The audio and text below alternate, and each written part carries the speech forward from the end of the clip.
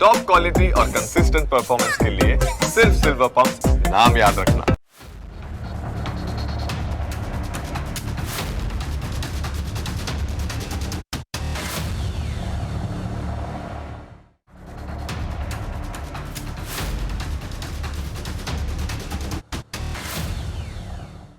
અત્યારના જેનજીએ એ સમય જોયો નથી કે જ્યારે દેશમાં છાશવારે કૌભાંડો થતા રહેતા હતા, જાણે ભ્રષ્ટાચાર એક શિષ્ટાચાર બની ગયો હતો.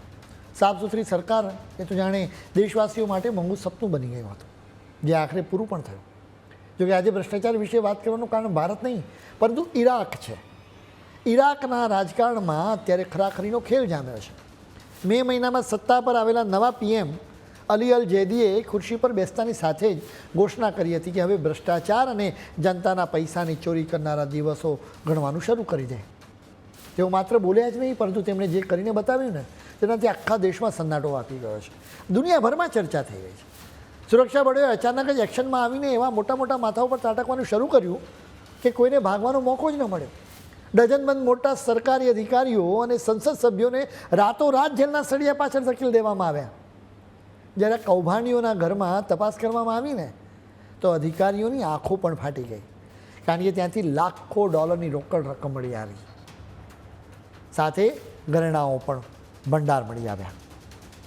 28મી જૂનની વહેલી સવારે ભ્રષ્ટાચારના ગંભીર આરોપો હેઠળ ઈરાકના ડઝનબંધ ટોચના નેતાઓને અટકાયત કરવામાં આવી.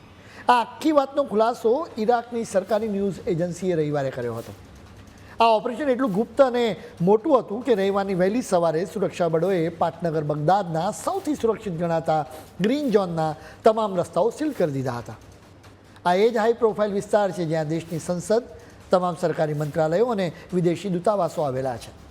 આ કિલ્લા સમાન વિસ્તારની અંદર ઘૂસીને સેનાએ ધડાધડ દરોડા પાડ્યા. આ ભ્રષ્ટાચારના મસમોટા કેસમાં અત્યાર સુધીમાં કુલ 47 લોકોની ધરપકડ થઈ ચૂકી છે. સરકાર તરફથી માત્ર 15 મુખ્ય આરોપીઓના નામ જાહેર કરવામાં આવ્યા છે. આ લિસ્ટમાં 12 તો વર્તમાન સાંસદો છે, એક ભૂતપૂર્વ ધારાસભ્ય તેમજ એક ભૂતપૂર્વ પીએમ મોહમ્મદ શિયા અલ સુદારીના એક ભૂતપૂર્વ સલાહકાર અને ઓઇલ મંત્રાલયના એક ટોચના અધિકારીનું નામ પણ સામેલ છે.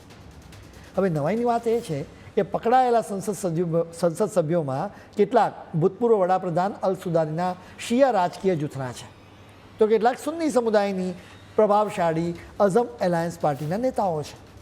આ નેતાઓએ કયું કૌભાંડ કર્યું છે એની સત્તાવાર વિગતો હજુ સુધી બહાર નથી આવી, પરંતુ પડદા પાછળની રમત બહુ જ મોટી છે.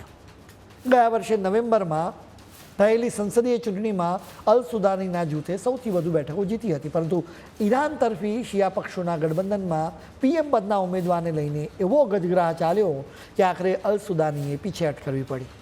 તેમની જગ્યાએ બિઝનેસમેન અને રાજકારણમાં સાવ નવા એવા અલી અલ ઝૈદી વડાપ્રધાન બન્યા, જેમને અમેરિકાના પણ આશીર્વાદ મળેલા છે.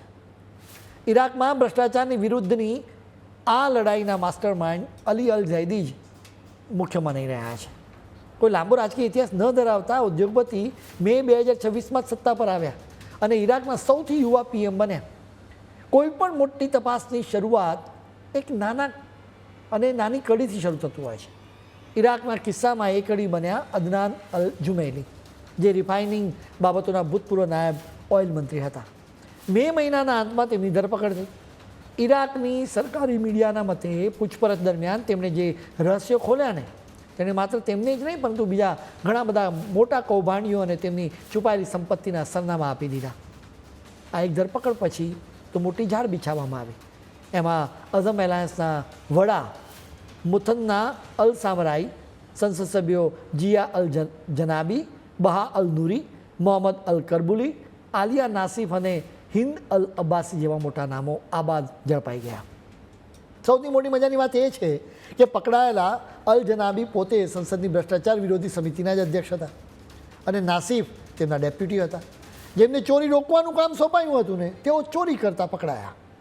આ જ કારણે ઈરાકના સોશિયલ મીડિયા પર લોકો ગુસ્સો વ્યક્ત કરી રહ્યા છે. આ બધા વચ્ચે સોશિયલ મીડિયા પર મહિલા સંસદ સભ્ય હિન્દ અલ અબ્બાસીની ખૂબ ચર્ચાઓ થઈ રહી છે, કેમ કે તેના ઘરે જ્યારે દરોડો પાડ્યો ને ત્યારે અંદરથી અઢળક સંપત્તિનો ખજાનો નીકળ્યો. એવું કહેવાય છે કે તેના ઘરેથી $5.70 કરોડ રોકડા અને પૂરા 27 કિલો શુદ્ધ સોનું મળી આવ્યું છે. આટલું ઓછું હોય ને તેમ સોનાના વરખ ચડાવેલા મહિલાના અંડરગાર્મેન્ટ્સ પણ જપ્ત કરાયા હોવાની જોરદાર ચર્ચાઓ છે. ભ્રષ્ટાચારના આંકડા ક્યારેય એટલી અસર નથી કરતા જેટલા તેના દ્રશ્યો કરે છે. મહિલા સંસદ સભ્ય અલિયા નસીફના ઘરેથી 20 અબજ કરતાં વધુ ઇરાકી દિનાર એટલે કે અંદાજે $1.55 કરોડ રોકડા અને ભારે માત્રામાં સોનું મળી આવ્યું છે. આ આખી કામગીરીમાં બિનસરકારી અંદાજ મુજબ $8.50 કરોડથી વધુની સંપત્તિ જપ્ત કરવામાં આવી છે. જોકે સત્તાવાર આંકડો આવવાનો હજુ બાકી છે. ઇરાકની અદાલતે અગાઉ જણાવ્યું હતું કે તપાસ અધિકારીઓએ ભ્રષ્ટાચારના અન્ય કેસોમાં લાખો ડોલરની રોકડ સોનું, મોંઘી ગાડીઓ અને ડઝનેક બંધ મિલકતો રિકવર કરી છે. કેટલાક દરોડામાં તો અધિકારીઓએ જણાવ્યું કે રોકડ રકમ ઘરની નીચે એટલી ઊંડી દાટવામાં આવી હતી કે તેને ખોદવા માટે જેસીબી મશીન્સ બોલાવવા પડ્યા. ઇરાકના સામાન્ય લોકો માટે આ સ્થિતિ કોઈ આશ્ચર્યની વાત નથી. તેમના માટે તો આ બસ એક માહિતી છે. ઇરાકમાં કાચા તેલના ભંડારો છે, છતાં અહીં વીજળી ગુલ રહે છે, પીવાનું ચોખ્ખું પાણી મળતું નથી અને યુવાનો પાસે નોકરીઓ નથી. આ જ તો મોટી કરુણતા છે.